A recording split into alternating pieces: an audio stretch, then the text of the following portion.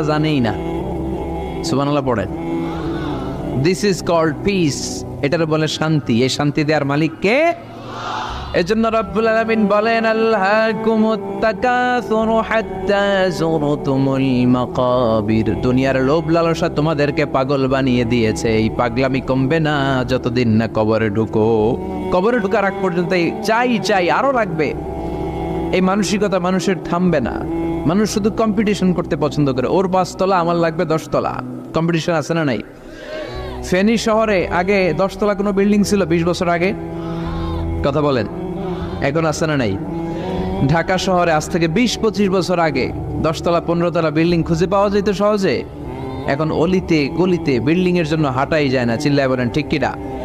বিশ্বনবী বললেন ওয়ান্তাল হুফাতাল উরাতাল আলাতা রিয়া আশ-শাইয়াতাতাওয়ালুনা ফিল বুনিয়ান।